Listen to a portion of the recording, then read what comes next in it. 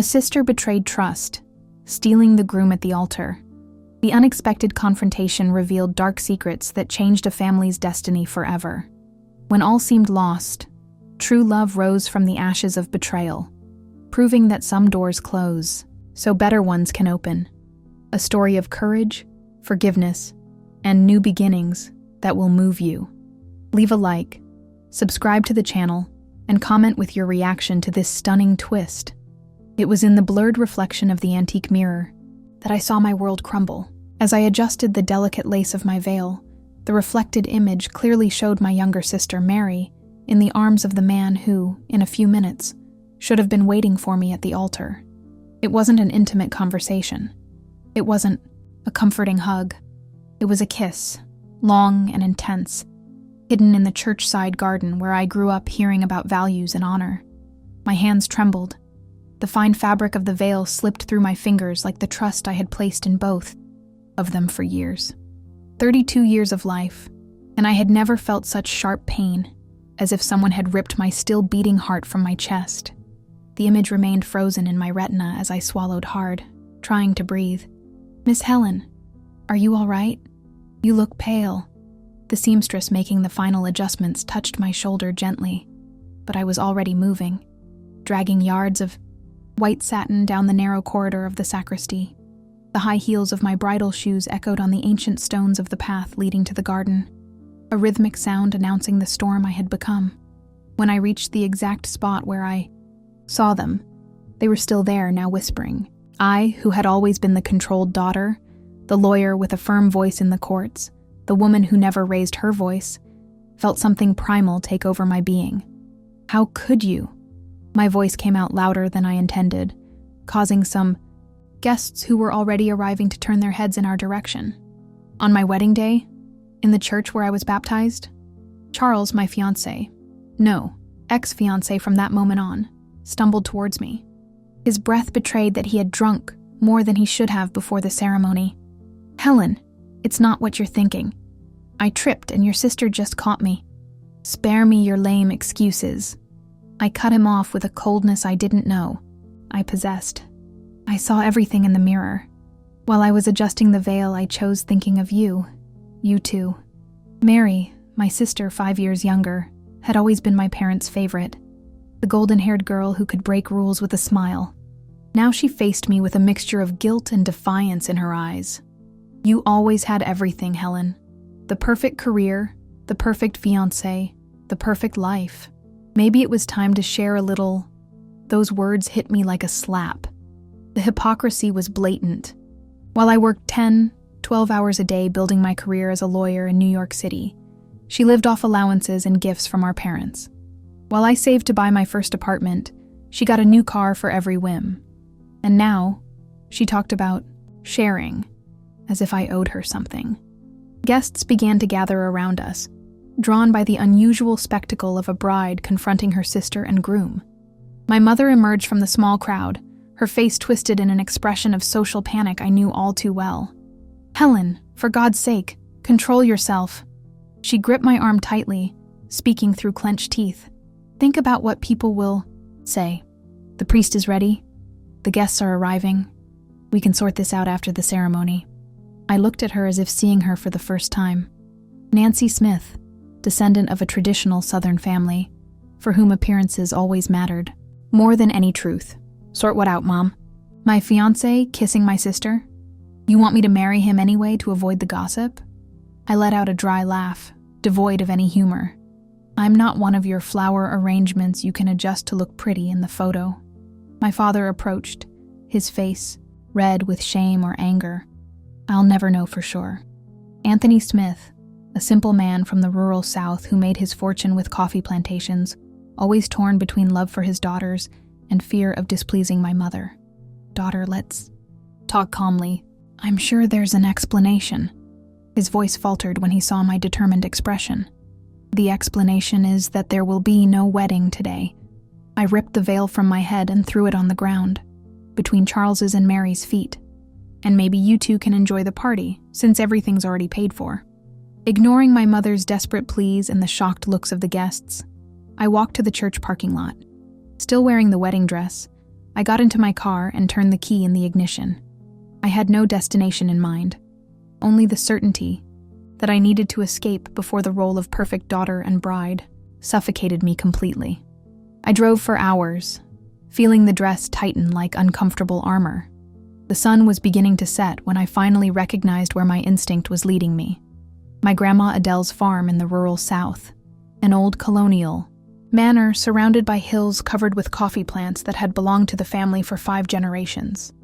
As a child, I spent summers on that farm, listening to Grandma Adele's stories about strong women who face storms with their heads held high.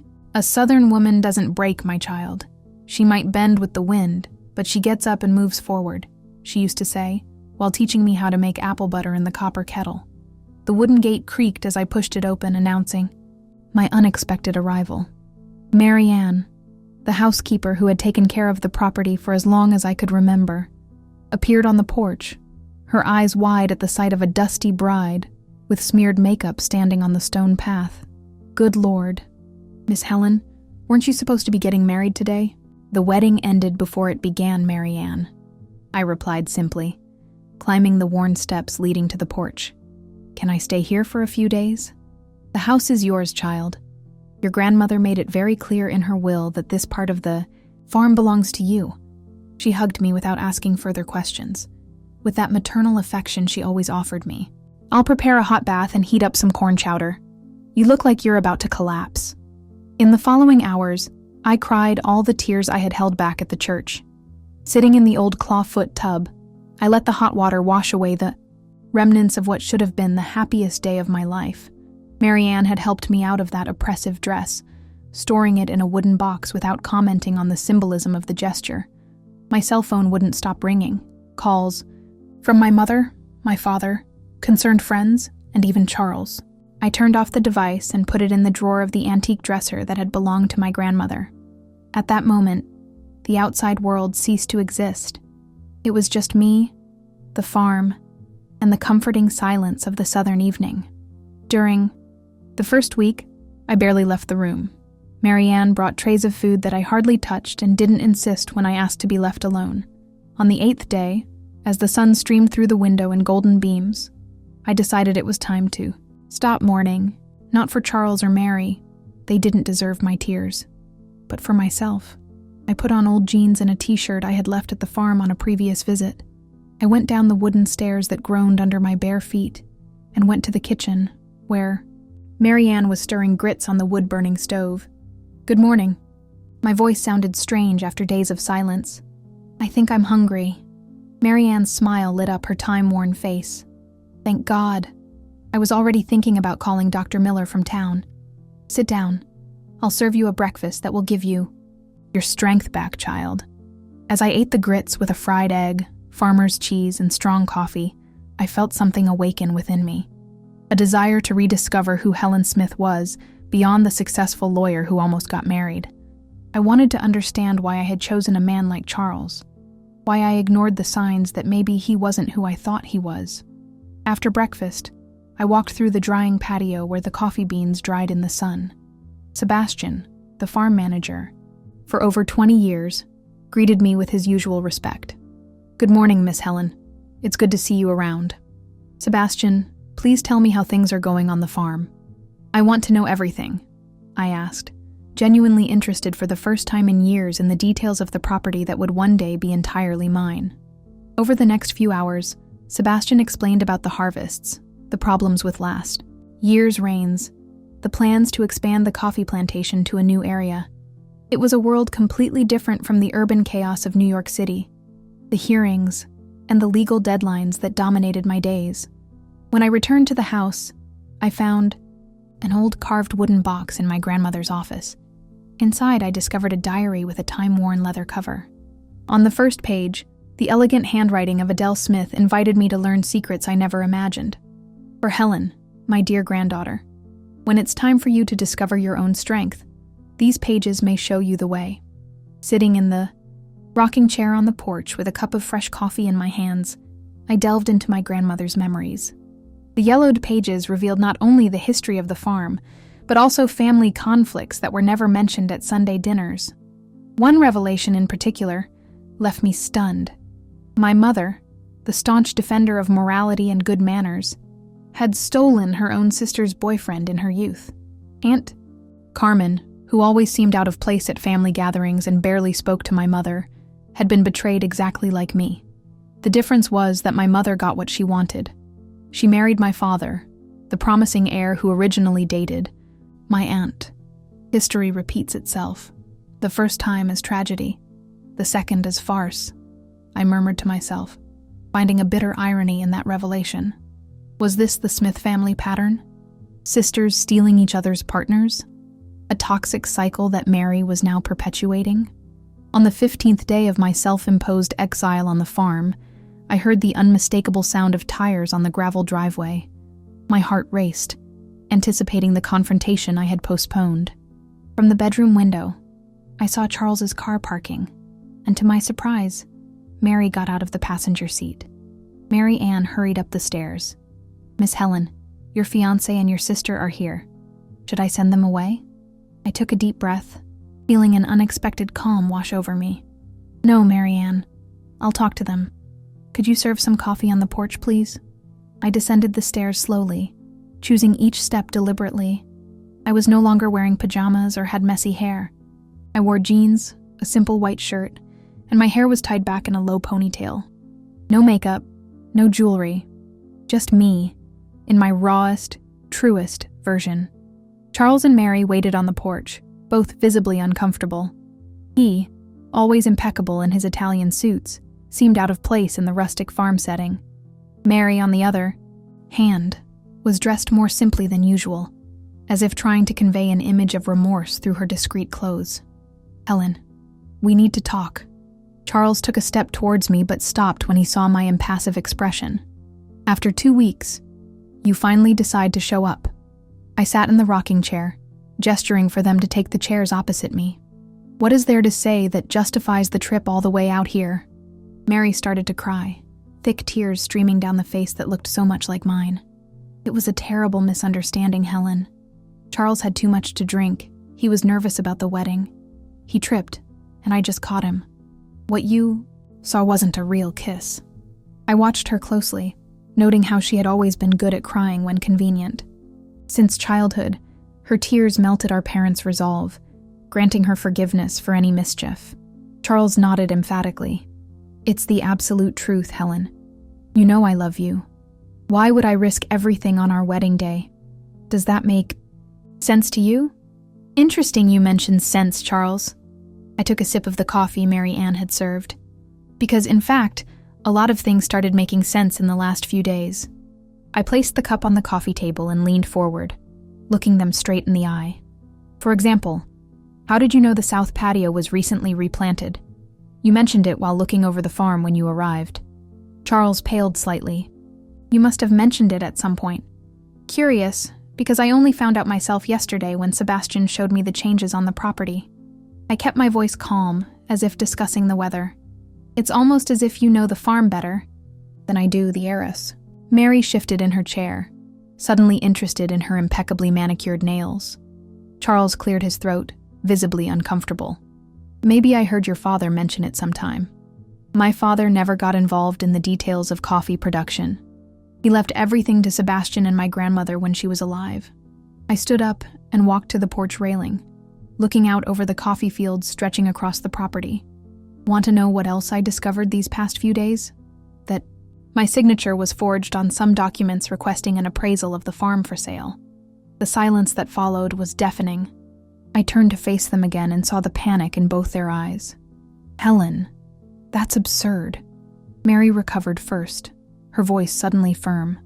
"Why would anyone forge your signature?" That's exactly the question I asked the county clerk's office when they called me to confirm if I was really interested in selling the property.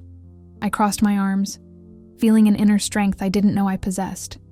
Strange, isn't it? Especially considering the farm was supposed to be officially transferred to my name as a wedding gift from our parents. Charles stood up abruptly. "This is ridiculous. We're here to reconcile, to explain that it was all a misunderstanding, and you greet us with absurd accusations." "Sit down, Charles." My voice was so authoritative that he obeyed instantly. "Let's play fair now. I already know everything. I know you two have been meeting secretly for months. Not for a romantic affair, as I initially thought, but for something equally dirty. Planning how you would sell this farm as soon as it was in my name. Mary started crying again, this time tears of genuine desperation. I'm in debt, Helen. I made some bad investments, took out loans, used credit cards. I didn't know what else to do. And naturally, the solution was to convince your future brother-in-law to help you steal your own sister's inheritance. My tone was pure disdain. Charles tried to regain control of the situation. It wasn't quite like that. I was just trying to help your sister while protecting you. We knew you have an emotional attachment to this place, but frankly, Helen, what would a corporate lawyer from New York City do with a coffee farm in the rural South? It would be a burden for you. I let out a dry laugh. A burden so great that you were willing to carry it in exchange for, how much was it? 20% of the sale value as a commission for finding a buyer. That's what the real estate agent in town told me when I questioned him. Charles's face contorted into a mask of fury. For the first time, I saw the man behind the charming facade that had won me over years ago, an opportunist who saw me not as a partner, but as a means to achieve his materialistic ends. You were always so naive, Helen. He spat the words. So busy being the perfect daughter, the exemplary professional, that you didn't realize you were being used by everyone around you. Your clients, your parents, and yes, by me too. Mary seemed genuinely shocked by the cruelty in his words. Charles, that wasn't how we agreed to handle this. Shut up, Mary. He turned on her violently. Your incompetence got us into this mess. If you had gotten the documents right, without raising suspicions, we'd have the money by now. I watched. The interaction with a calmness that surprised even myself. It was like watching a movie about other people, not about betrayals directly affecting my life. I think this conversation is over, I announced, walking towards the house door. You have exactly 10 minutes to get off my property before I call the police and file a formal complaint for attempted fraud and document forgery. Charles stood up, adjusting his tie in a nervous gesture I knew well. You wouldn't do that. Think of the scandal, what your conservative clients would say, knowing that the respected lawyer Helen Smith had to cancel her own wedding because she was betrayed by her sister. I smiled, not a smile of joy, but of someone finally seeing the truth. That's the problem with people like you, Charles. You think everyone shares the same distorted values. I'd rather face 1,000 gossips than let you and my sister steal what's mine by right. Mary approached, her face tear-streaked. Please, Helen, I made mistakes, but I'm your sister. Flesh and blood. Flesh and blood didn't stop you from planning to rob me, I replied coldly. Now leave, both of you. When the car disappeared, down the dirt road leading to town, I felt a mixture of relief and sadness, not for the loss of the fiancé or the sister's betrayal, but for the time I wasted living a life that wasn't truly mine. In the days that followed, I immersed myself in the farm routine with renewed determination. I woke at sunrise and accompanied Sebastian on visits to the coffee fields. I learned about different coffee varieties, harvesting methods, drying processes. At night, I read books on rural administration and sustainable agriculture that I found in my grandmother's library. Marianne, watching me with maternal affection, commented during dinner one Friday night, "You're looking more and more like Miss Adele." She also had that sparkle in her eye when she talked about the coffee fields. A week after Charles and Mary's disastrous visit, I received an unexpected phone call. It was Louis Henry, a childhood friend who had grown up on the neighboring farm and now worked as a specialty coffee expert.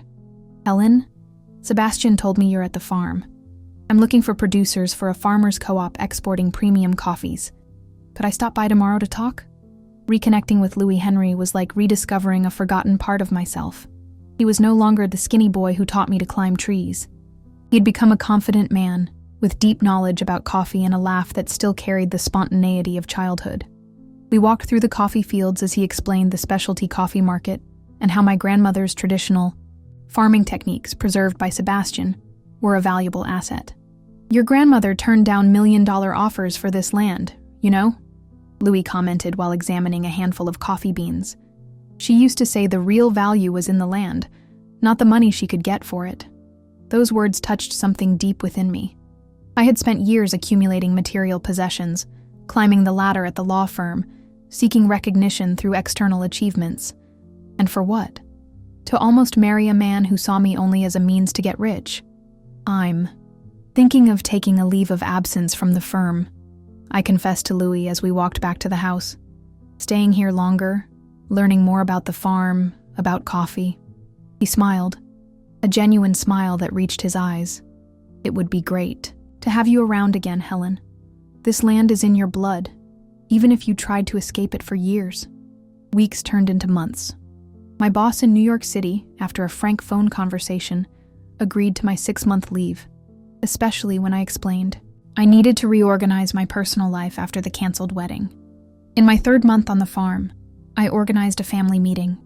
It was time to confront not only Mary and Charles, but also my parents and the toxic patterns that had shaped our family dynamics for decades. I chose to do it during the traditional harvest festival, a celebration my grandmother always organized, at the end of each harvest, and which had been abandoned after her death. I invited not only my immediate family, but also aunts, uncles, cousins, and the oldest farm employees. The drying patio was decorated with colorful bunting.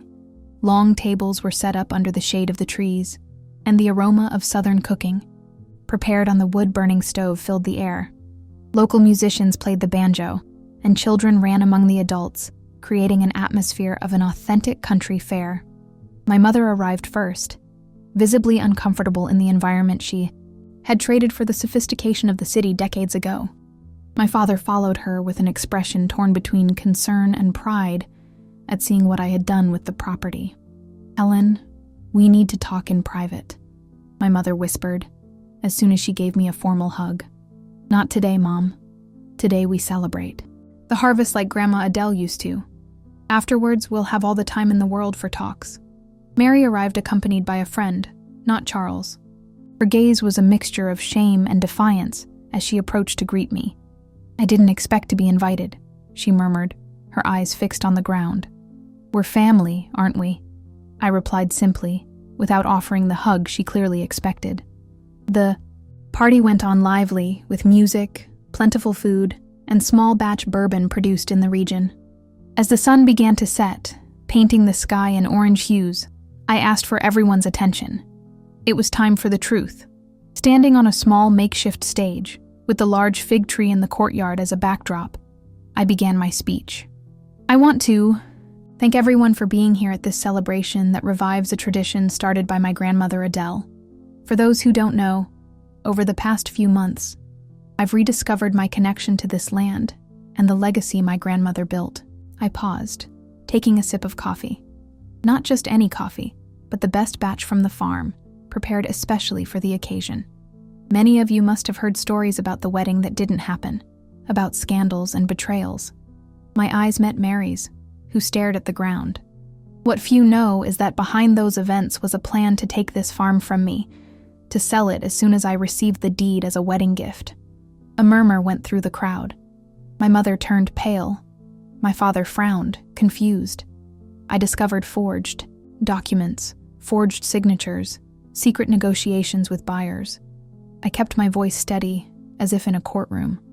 And those responsible are here today, among us. Mary began to cry silently. My mother took a step forward, her mask of composure finally crumbling. "Helen, please don't do this. Think of the family's reputation." "The family's reputation?" I repeated ironically. "Interesting you mention that, Mom, because I also discovered other family secrets in Grandma Adele's diaries, like the true story of how you stole Aunt Carmen's boyfriend in your youth." The shock on my mother's face was genuine, as was Aunt Carmen's, who was among the guests. Decades of silent resentment finally brought to light. It seems we have a pattern in the Smith family, don't we? Sisters betraying sisters, secrets swept under the rug of good reputation. I looked directly at my mother. "Is this the example you set for Mary? Is this the legacy you want to leave?" To my surprise, it was my father who answered. "Your mother told me the truth about Charles and Mary weeks ago, Helen. She found out through Mary's bank statements. Large deposits, from the same source, regularly." I looked at my mother, genuinely surprised. "And why didn't you tell me?" "Because," My mother hesitated, tears shining in her eyes. Because I thought maybe you already knew. That maybe you were using the wedding to get the farm and then sell it, like Mary told me you planned to do. The revelation hit me like a lightning bolt. Mary hadn't just tried to steal my fiancé and my inheritance. She had planted lies to drive me away from my own parents. I never intended to sell the farm. My voice faltered for the first time. This land is Grandma Adele's legacy. It's part of who I am, even when I tried to pretend it wasn't. Mary finally found her voice. I'm sorry, Helen. I'm truly sorry. I was desperate with the debts, and Charles made it seem so simple. He said you didn't even care about the farm, that it would be a favor to rid you of this burden. I took a deep breath before making the announcement that would change everything. Starting today, this farm isn't just a piece of land with coffee fields. We are officially launching the Adele's Blend coffee brand in honor of my grandmother. With the help of Louis Henry and the Farmers Co-op, we will produce one of the best specialty coffees in the country. The guests applauded, while I watched the surprised look on my family's faces. Mary approached timidly. I want to help, Helen. Not out of obligation or guilt, but because I need to find my own path, like you found yours. In the following months, I completely transformed my life. I divided my time between law, now focused on environmental law, and managing the farm. Adele's Blend coffee won awards and international recognition. Louis Henry became more than a business partner. We fell in love naturally, without rush or expectations. A year after the canceled wedding, he proposed to me on the drying patio, offering me a rare coffee seedling instead of a ring. Our ceremony was simple, outdoors, surrounded only by people who truly cared about us. Mary found redemption managing the farm's ecotourism program, using her talent for marketing positively.